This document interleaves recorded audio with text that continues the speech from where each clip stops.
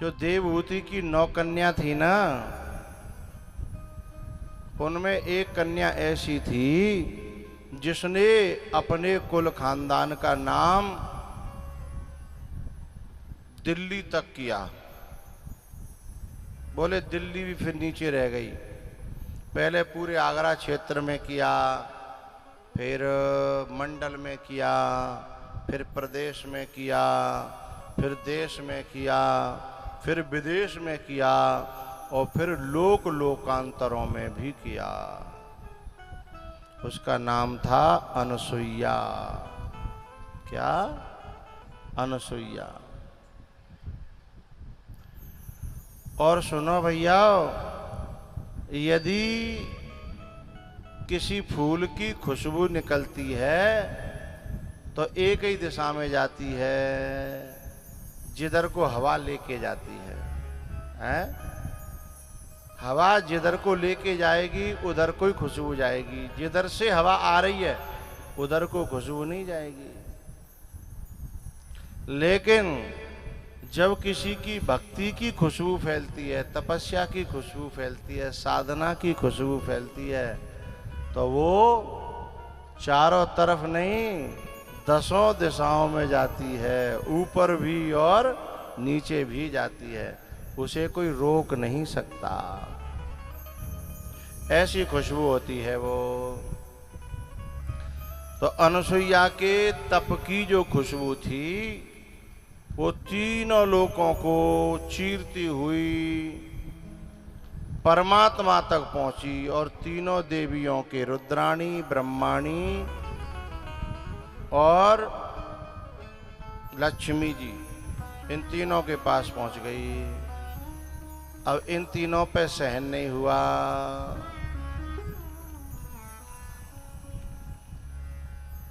ए भैया, यहां इतनी जोर से बात कर रहे हो? इशारों में।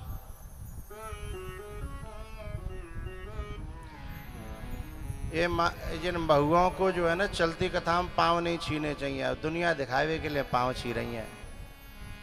घर ही छीलो करो सवेरे सवेरे, हैं? और जहाँ पूरा समाज देखेगा ना, ताते पाँव छी रही हैं।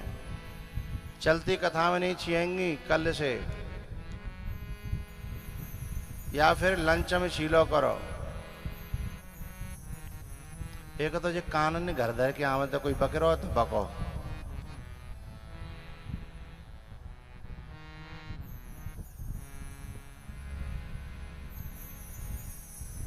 अब एक और जेठ रह गए तो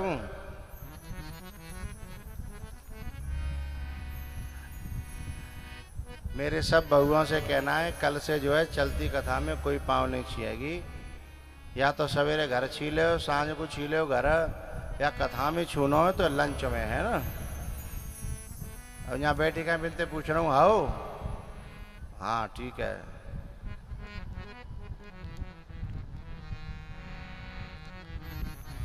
तो हम ये कह रहे थे कि अनसुईया के यश की खुशबू तीनों देवियों के पास पहुंची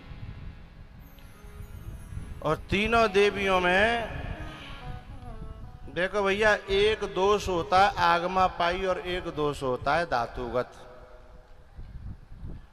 धातुगत जो दोष होता है उसे खत्म नहीं किया जा सकता,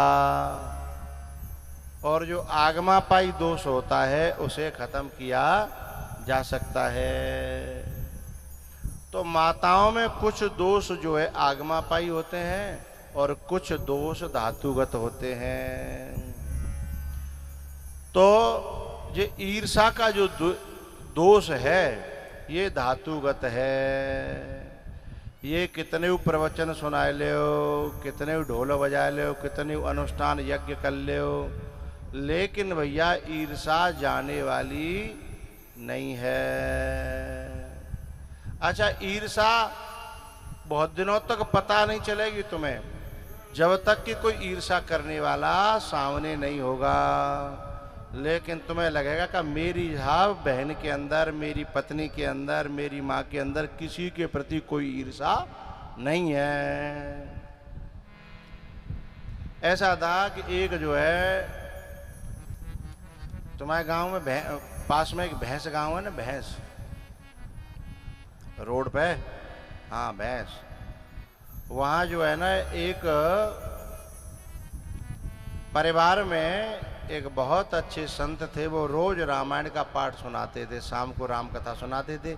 सब किसान लोग हैं गाँव के, काम करके शाम को इकट्ठे जाते तो रामायण होती थी, पुराने जमाने की बात है।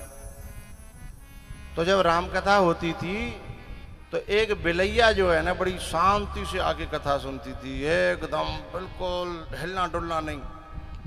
सो धीमे धीमे बा को चर्चा को विषय है वे लगो कि भाई रे भाई कथा में इतनी दम है कि बिलैया भी एकदम शांत हो कथा सुनती है।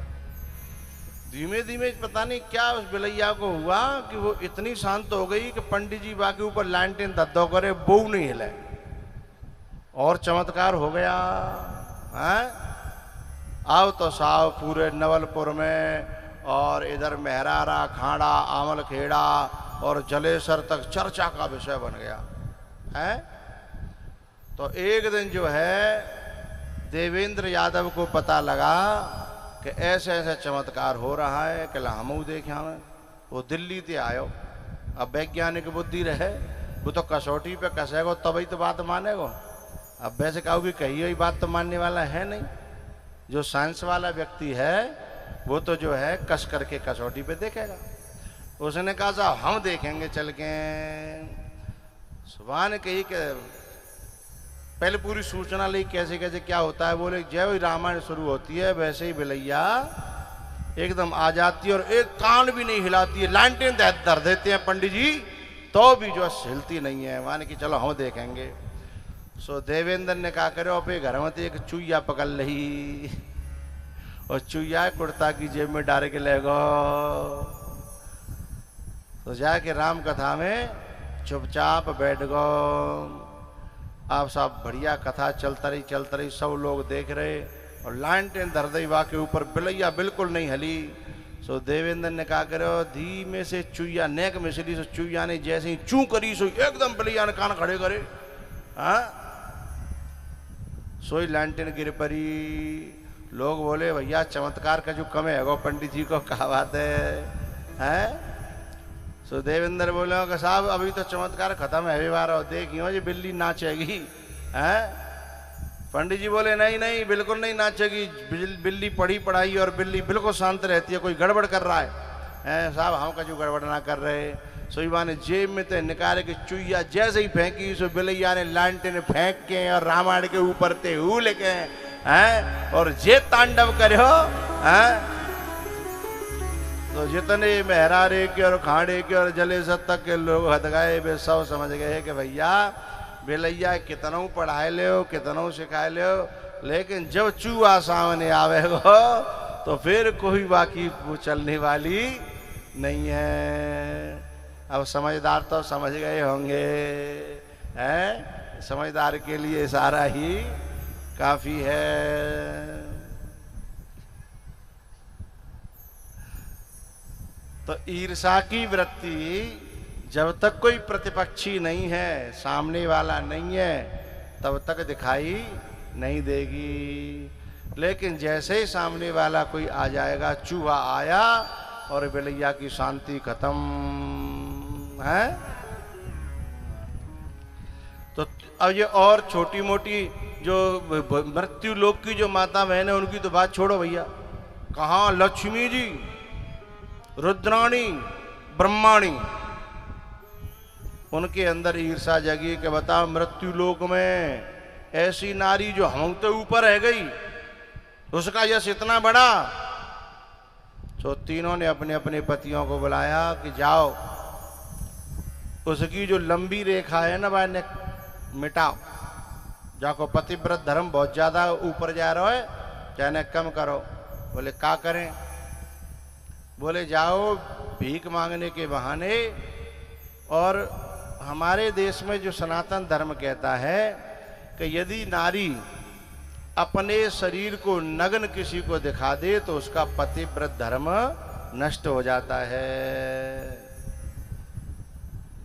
तो तीनों देवता गए भिखारी बन करके और आवाज लगाई भिक्षाम देही। अनुसुईया निकल के आई।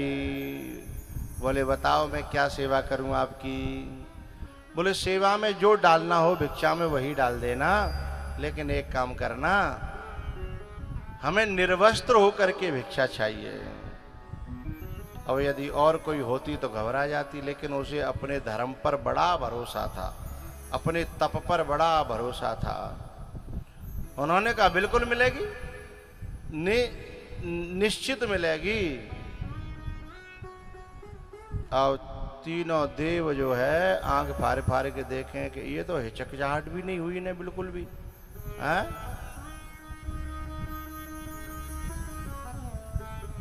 उन्होंने कहा, अनुसुईया ने अपने हाथ में पानी लेकर के, कि यदि मैंने अपने जीवन में कभी किसी में कोई दोष न देखा हो, कभी किसी में कोई बुराई न देखी हो, तो ये तीनों देव छोटे छोटे दूध मुहे बच्चे बन जाएं। ऐसा कहकर के जैसे जल डाला और तीनों के तीनों नंगे है गए। जोर से बजाओ। अब ये पूछो हमसे कि क्यों बजवाई है? क्योंकि तुम्हारी समझ में आ गई होती तो पहले ही बजाते जोर से। जिनकी समझ में आ गई वे बजा रहे आते, जिनकी समझ में नहीं आई वे बैठे टेसू से। मैंने इसलिए बजवाई है कि जो व्यक्ति दूसरों को नंगा करने चलेगा वो उसको नंगा कर पाएगा कि नहीं कर पाएगा, लेकिन खुद जरूर नंगा हो जाएगा। अब तीनों के तीनों नंगा धड़ंगे पड़े हैं और बालक बन गए ताते कजू बोली ना सकत है, कुछ कहने लायक भी। अब तो केवल वाह वाह वाह वाह वाह कर रहे हैं।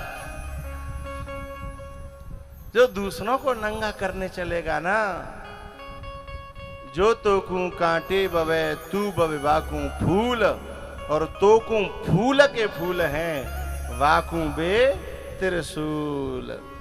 इसलिए आज तीनों नंगे पड़े हैं।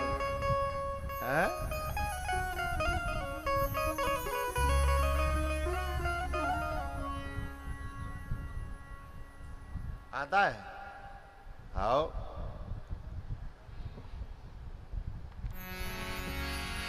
माता अनुसुईया ने डाल दिया पालना, डाल दिया पालना, झूल रहे तीनों देव बन कर के लालना, झूल रहे तीनों देव बन कर के लालना।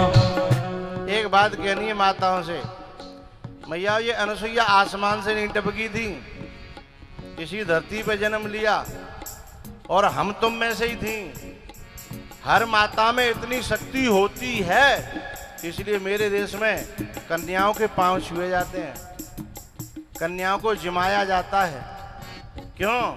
वो शक्ति लेकर के पैदा होती है, लेकिन उस शक्ति को संचित करके और नेक बढ़ा ले तो इतनी क्षमता पैदा हो जाती है कि तीनों देवों को बालक बनाने की क्षमता। लेकिन ये खत्म कैसे हो जाती है? जैसे ही बच्ची बड़े होती है, मैं और मेरा, तू और तेरा, झूठ और सांच, ईर्षा, राग और द्वेष, इनमें जब नारी फंस जाती है तो उसकी सारी शक्ति सुपड़ा साफ हो जाती है। अनुसुईया ने डाल दिया पालना, डाल दिया पालना, झूल रहे तीनों देव बन कर के लालना, झूल रहे तीनों देव बन कर के लालना।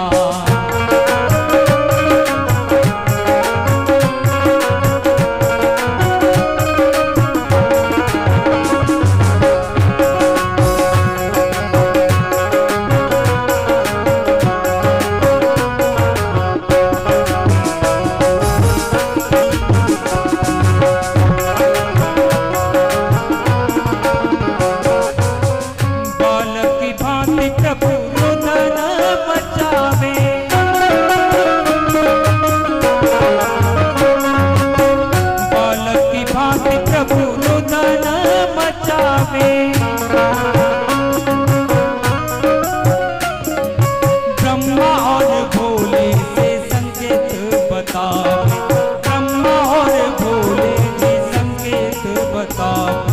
भेद आए भेद यहाँ, भेद आए भेद यहाँ, दली नहीं डालना, दली नहीं डालना, भूल रहे तीनों देव बन करके लालना, भूल रहे तीनों देव बन करके लालना।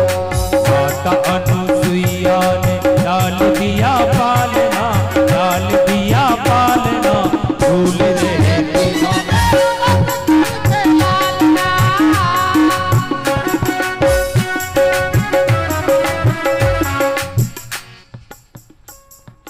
मैं 2 दिन से इंतजार कर रहा था कि न कि पंडाल खचाखच सो है जाए, तब मैं ऊपर हाथ करके ताली बजवाऊं। चूँकि बेगरे ने अच्छे ना लगते हैं। जब खचाखच मक्का को सो खेत बच जाते ना है, तब लहराती हुई मक्का की सी भुट्टिया है, तभी अच्छी लगती हैं। तो मेरे हाथ ऊपर होंगे तो सबके ऊपर होंगे, और मेरे नीचे हो जाए तो मेरे संग संग ही हैं। हरि बोल।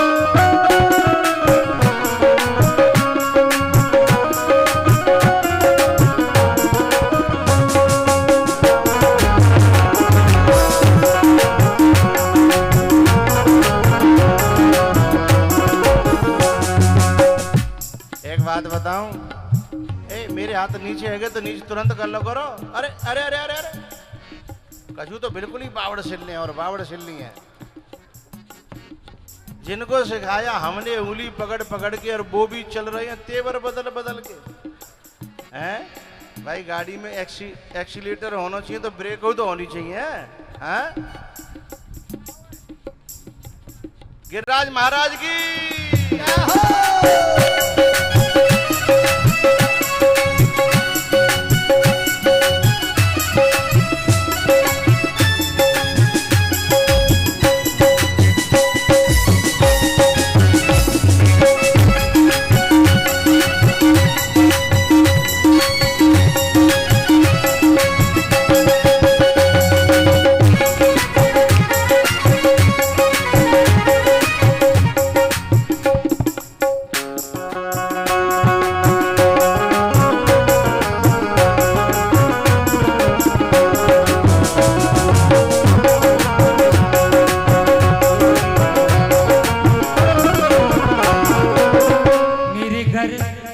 नाच तो बहुत देखे पर ऐसा ना सुना देखो।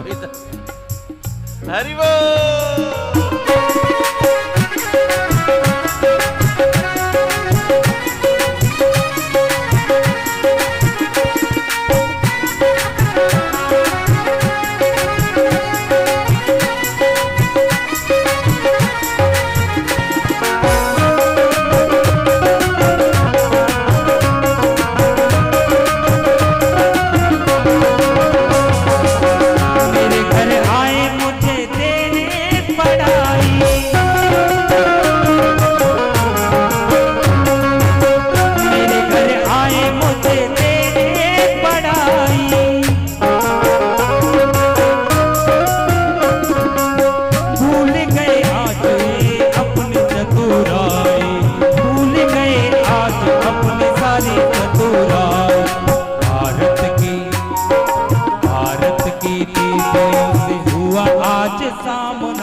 भारत की देवियों से हुआ आज सामना, झूल रहे तीनों देव बन करके लालना, झूल रहे तीनों देव।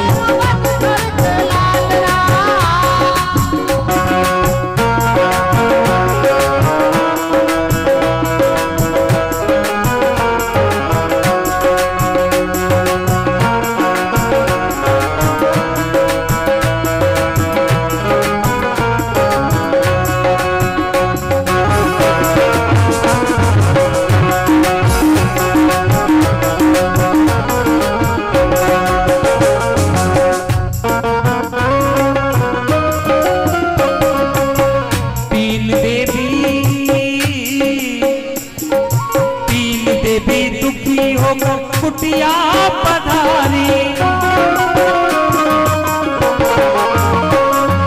तीन देवी दुखी होकर कुटिया पधारी,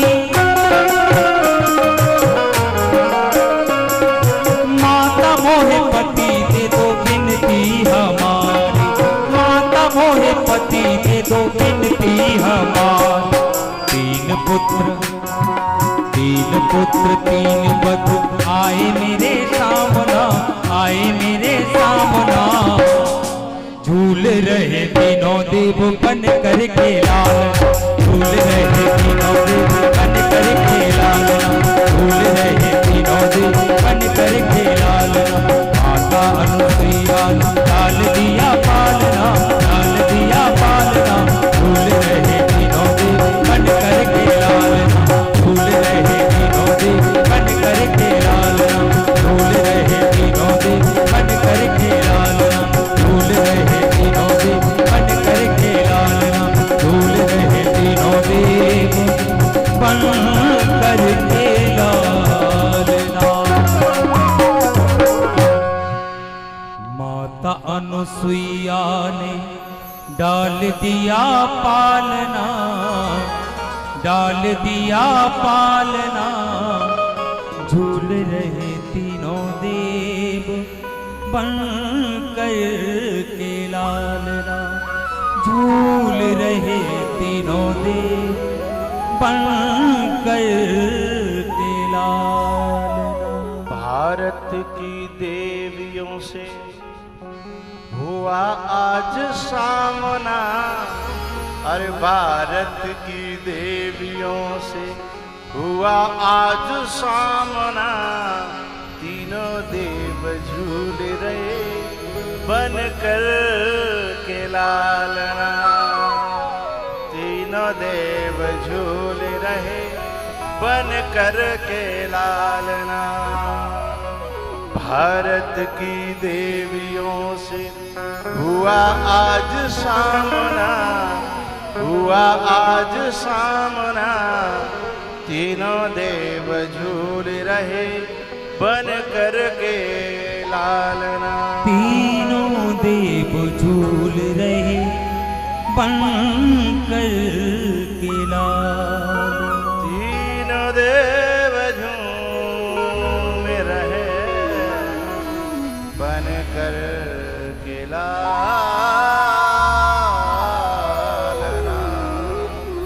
बोलो बाल कृष्ण भगवान की